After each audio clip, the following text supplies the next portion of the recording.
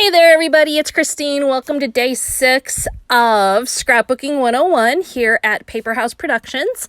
I am working on embellishing the second layout today. And this layout, you can see, has a nature theme to it. I've built up the base. I've given it a title. I decided to move my journaling to the back side. But you can see basically where I am at. Now comes the embellishing part. So one of the things I decided to do for embellishing was, number one, I added a strip up at the top, and that just has pine trees on it. That was just to bring some green up to the top of the layout. Then I went and I took another sheet of this exact same patterned paper and I cut out some more trees, and I am layering those in there to create a thicker foliage, if you will, down there. And I am just trying to really create some added dimension, create a fuller look, because it felt a little bit sparse where it was at. The other reason for that, above and beyond just trying to make it more full, is when you have a layout like this with a lot of detail to it already, it can be really hard to pull in a bunch more stickers and such. And so I'm trying to build on what I've already got going on. And you can see I'm just shifting things around. That piece that I just pulled up was one that just had popped up a little bit, and so I wanted to make sure it was on there nice and secure. So now I've got those trees on there. My next step is going to be to create a visual triangle. What is a visual triangle? Well, this is an element in graphic design, in art, that helps the eye to focus on a spot within your layout. It is creating a triangle of elements that will help draw your eye in. In this case, I'm trying to draw the eye in to the picture. And so the first part of my triangle is up there with my title. Now I am further embellishing that beyond what I did the other day. You can see I've added in some little tiny stickers, and I'm just thinking through what my options are on that.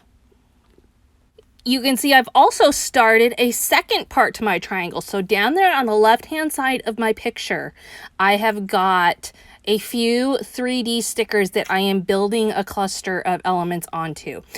The third point of my triangle is kind of up for debate. I'm trying to decide if I want to place it all the way up there or if I want to move it down a little bit lower. As you can see, these are kind of encapsulating the picture. So they're keeping everything, pulling the eye into the picture. And there's a lot of different approaches to this, but if you go and look at my Instagram page, which you can find on Instagram at Scrapping with Christine, if you go to that, you will see that so many of my layouts have this design element. It's become instinctual to do this because it just works. And so I do it almost on every layout. And if I can't make it work on a layout, I'm kind of like, oh no, what am I going to do? And there has to be some other sensibility and principle involved for me to step away from this approach. So you can see how it is coming together in that cluster down on the left side. I'm mixing up 3D stickers as well as flat ones. A definite piece of advice for when you're creating clusters like this is to mix and match. Don't use all 3D stickers. Don't use all flat stickers. Use a variety, and that just creates a really eye-pleasing look. Just like you can see in my title up there, I've got some stickers with dimension. I've got puffy stickers. I've got 3D stickers. I've got cardstock stickers. All of those in that one little area. But it really makes it look good because they're not all exactly the same dimension and also not the same material. So I think I have finally settled on that I like this little suitcase. And so I'm going to add that to the top there at an angle. It's a little bit high for me, so I'm going to maybe shorten that, but I'm going to use that there. And then I'm also going to tuck this West Virginia state map in there because I do like how that looks, and I like being able to include maps on there.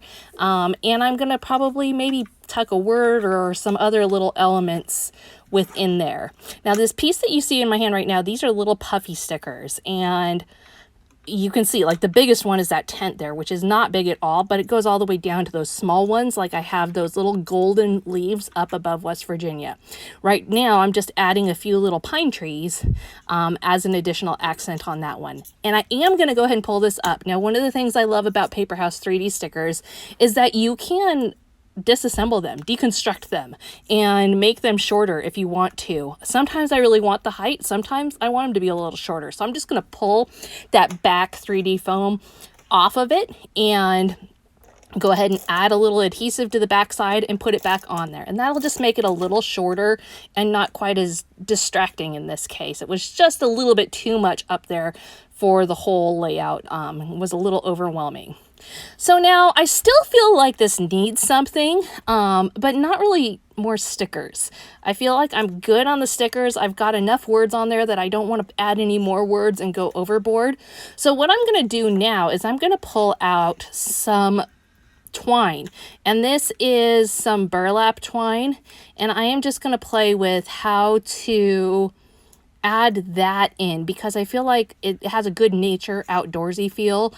And so that will lend itself well to the feel that the layout already has going on. I don't want just straight up floss.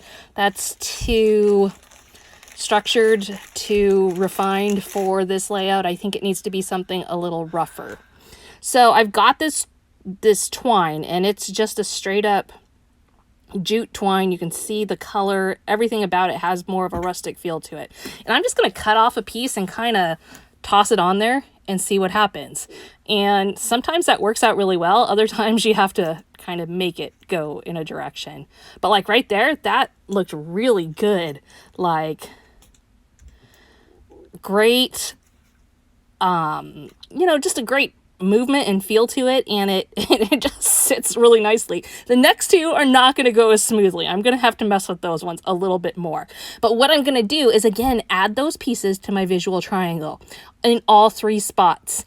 I like to add and repeat elements when possible. Obviously, you can't have pine trees on every single spot. You can't have big West Virginia stickers on every single spot. But an element like this makes sense to add to every spot and really brings some unity to the entire layout. So I'm really, like you can see, I'm just smashing it, moving it, seeing how I can get it to work. And I'm securing these by tucking them underneath stickers, as well as just adding some really tiny adhesive dots from Scrapbook Adhesives by 3L. Little tiny ones, and even like I'm rolling those a little bit so they're even thinner, and just attaching that onto the layout and then pushing down like you just saw me do right there. And that just makes it catch on there and stay, but doesn't take away from the movement. So we've got basically a wrap on this layout. Now my final addition is going to be to add some Nuvo drops. You saw me do that as well on the basketball layout.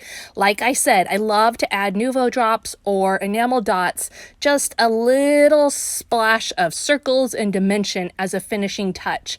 And because these are wet, they do need to be a finishing touch because they need to dry. But all in, I've got a layout I'm really happy with. If you're just seeing this layout today, do check out the other layouts in this video series. There's one more coming to finish off. I have all of them up on my YouTube page as well as on the Paper House Facebook page, so you can catch them in either spot and get caught up on how we got from nothing to patterned papers, to titles, to photos, to embellishments, and to a final layout. Thanks for joining me today, and I will be back tomorrow with one last lesson on embellishing.